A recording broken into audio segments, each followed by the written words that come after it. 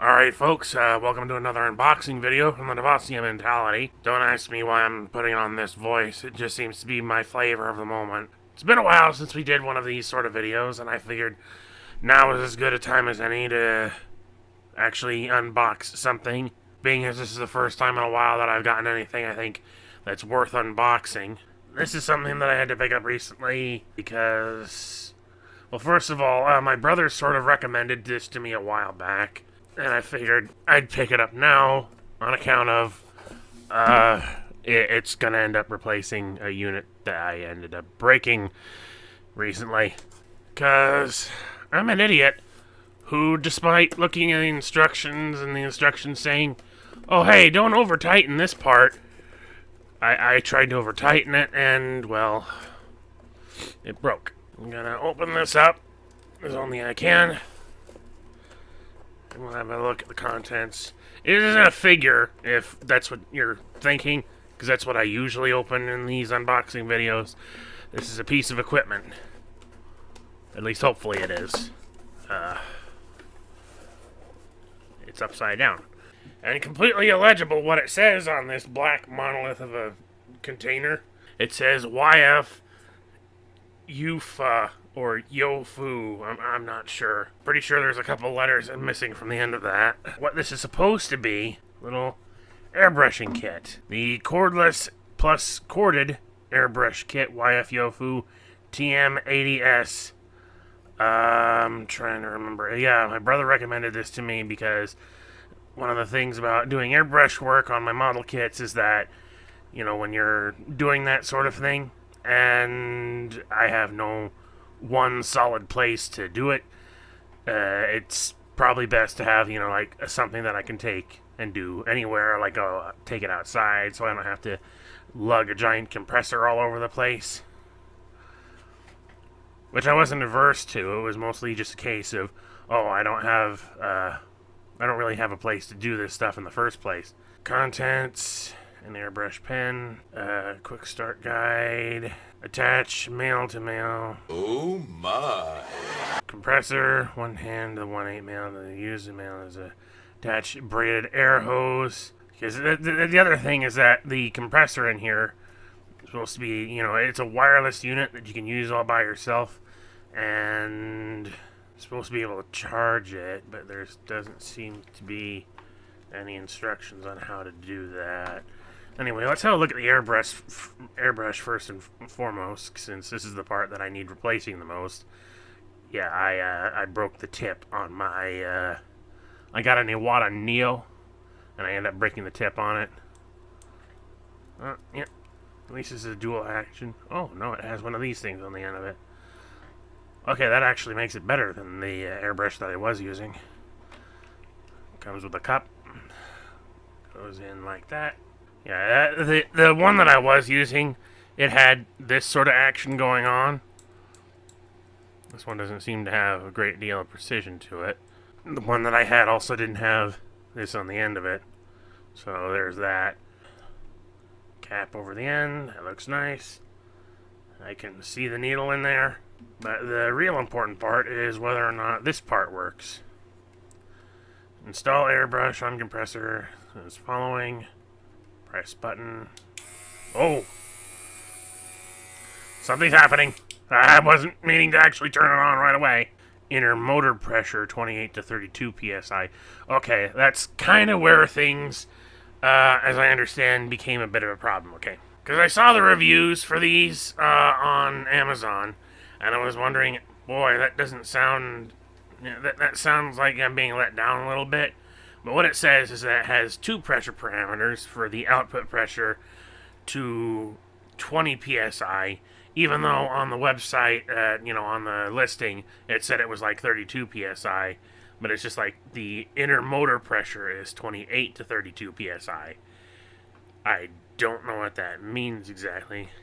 You only get 20 psi if you test our compressor pressure directly, because auto stop valve ASV will restrict and stop at 20 psi.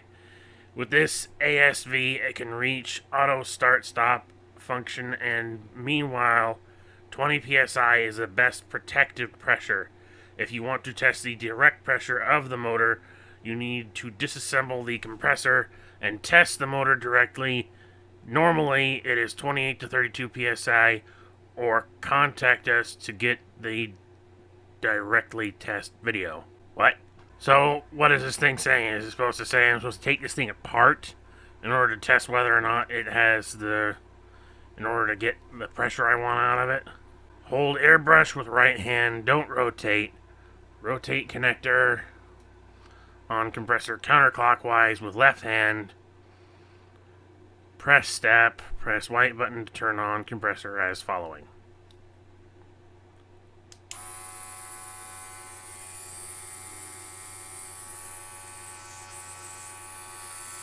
Yeah, air's coming out of it, but it's not a lot. I don't know if 20 psi is going to be enough. So I'm going to have to figure out, this thing says we can get 28 to 32 psi out of this. I'm going to have to figure that out. Disassemble the compressor and test the motor directly. I don't get that. I mean, even if this doesn't work, the compressor that I had is still working. And I think I can, if I don't have some sort of connector for this, I can find an adapter. So, really, this is more or less just a bonus on top of getting the new airbrush. Don't use much force when you assemble and disassemble nozzle and wrench. Of course, it's easy to say that now after I've already broken one. What else have we got in here? Large cups for, if you're doing like a really big job with these things, I guess.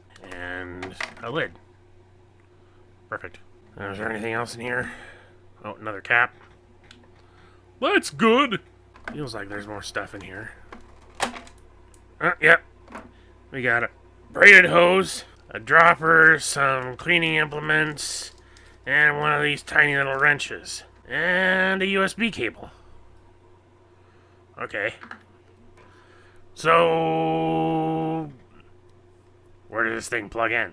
How do you recharge this thing? I don't see any obvious recharge port. I think this thing is just covering up whatever the port is. Oh, there it is. There's the charging port right there. Surprised that this thing is charged before I even took it out of the box, though. But I mean, I turn it on. It works. Let me try this first by getting these braided cable attached. I assume this end goes in here. You tighten it up, because that is the way of the airbrush cable. You put it in there like that. Then the other end goes up the porthole of the airbrush itself. Alright, we put it in, turn it on, and oh.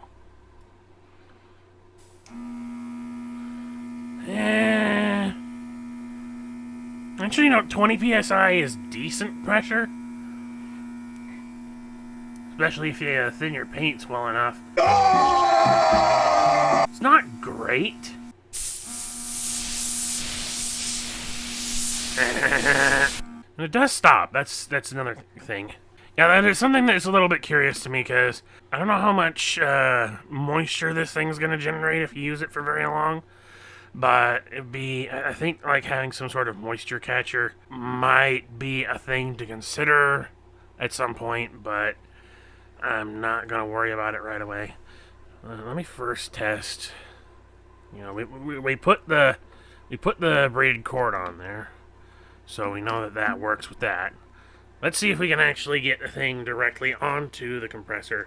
A lot of parts here, and the instructions are not super clear. Of course, I'd need to go over them maybe 1 or 3 more, 5, 7 more times to be 100% certain. But one thing I am certain about is don't over-tighten any of the parts, because that's the mistake I made last time.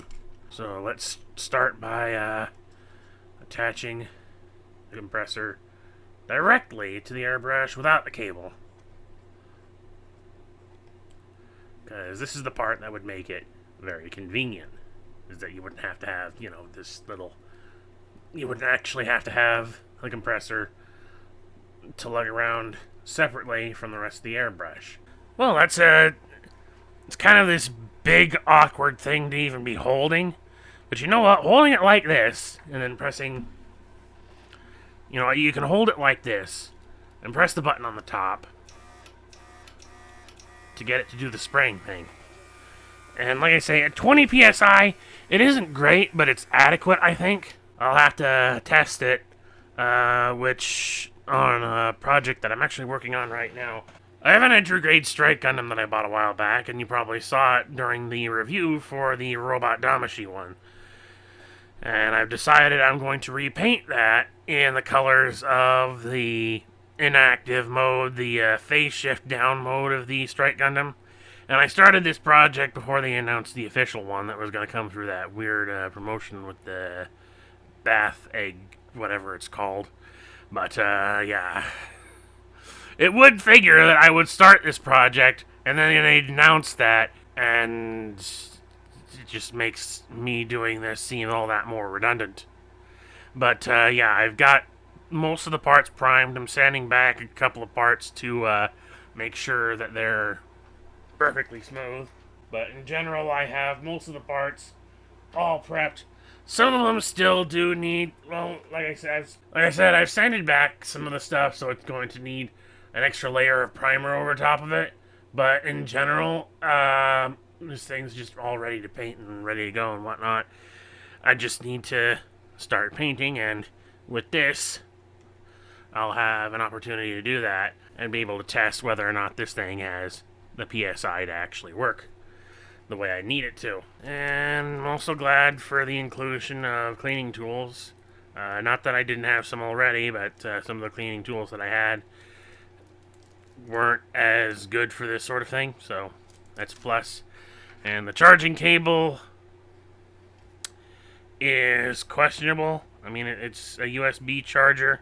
What I'm going to do is I'm going to do some work with this thing, and then I might get back to you on how well it works in the video proper once I get to that point when I'm doing the customization for the Strike Gundam kit thing that I'm doing, because I'm doing a separate video on that. So, with that all said and done, that's it for today's unboxing video.